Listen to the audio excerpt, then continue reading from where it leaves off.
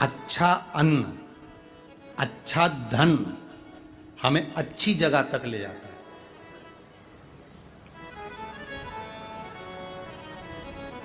कभी कभी किसी के पांव की चप्पल पड़ी हुई थी, तुम्हारी चली गई मंदिर में से, तुम दूसरे की पहन गए। पहन तो गए, चप्पल पहन के थोड़ी दूर गए थे और मालूम पड़े एक्सीडेंट हो गया, खड्डे में गिर गए, पांव टूट गया, पांव में चोट लग गई, तकलीफ आ गई, कष्ट आ गया। दरवाजे पर चप्पल रखी थी, कोई कष्ट, कोई शरीर में तकलीफ आ गई, कोई पांव में तकलीफ आ गई, कोई तकलीफ, कोई कष्ट आ गया, कोई तकलीफ आ गई। अब आप विचार कर रहे हो मैंने तो कभी किसी का बुरा करा ही नहीं,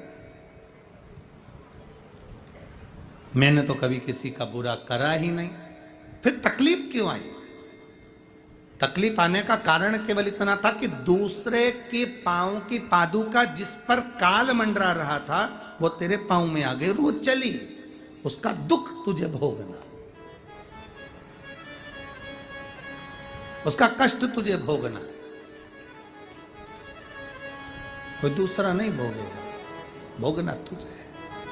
शिव महापुराण की कथा कहती है 3 चीजों से दूर रहना, दूसरे की 3 चीजें हमारे पास नहीं आना चाहिए। एक पांव की चप्पल जूता, दूसरे नंबर पर छाता, तीसरे नंबर पर मांग का टीका। ये 3 चीजों से थोड़ी सी दूरी बनाकर चलना, इन 3 चीजों से थोड़ी सी। किसी के पांव की चप्पल हमारे पांव में ना आए, किसी के पांव की पादुका, किसी का जूता चप्पल हमारे पास ना आए, इसका स्मरण रखें।